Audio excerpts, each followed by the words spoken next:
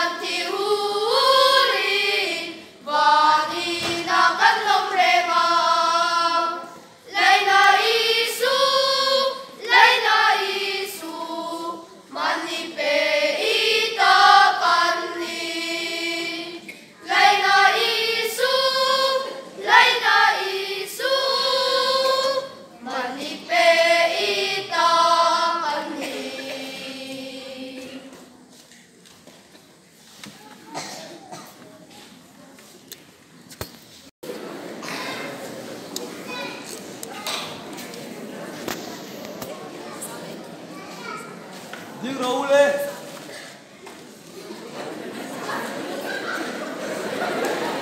Ô, đây con còn tiền tiền chim tiền này